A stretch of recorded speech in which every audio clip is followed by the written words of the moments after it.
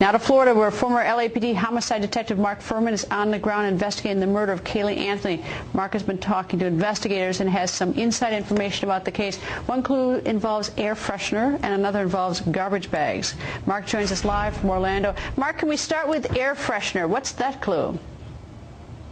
Well, you know, it's interesting, Greta, when you read the documents that were released, you see air freshener sheet. Now, I kind of thought I knew what it was, but I got confirmation that it's actually the fabric softener sheets that you put in the dryer with clothes, and the most predominant brand is Bounce air freshener, and that's what they are. Now, the interesting part about this is they weren't used. In other words, when they come out of the dryer, they look all crumpled like a hanky. They were actually folded and flat like they would come out of the box, and they were specifically used to try to overcome the smell in the trunk. All right, garbage bags is also one of the clues you're tracking down, because I assume, why did you pick garbage bags? Is it because of how the remains were found?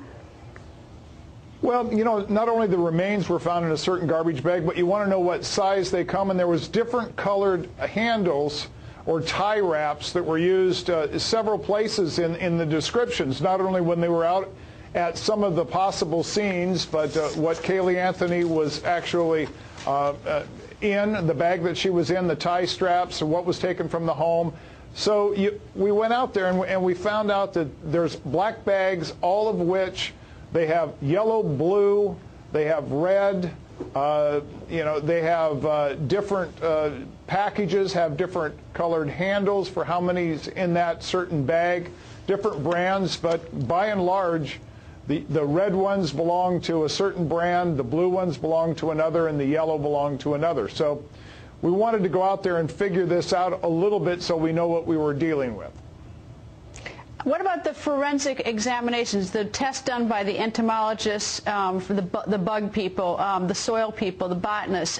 Has that come back yet? Has that given any indication as to the strength of the prosecution's case about when that body was placed in that, or the remains actually, in that area?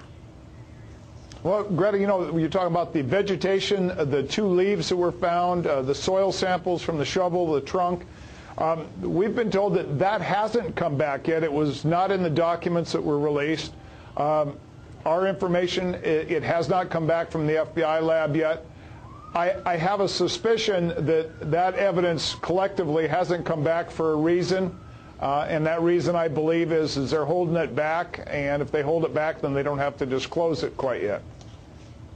Mark, one of the things that we receive an awful lot of documents coming out of Florida, which you don't see in many states because they have this broad sunshine law where they have to surrender. I know that the Sheriff's Department thinks that it's getting criticized for releasing the documents, but I think the criticism, if there is some, should be directed at the state law if people don't like it, not the Sheriff's Department. Am I right?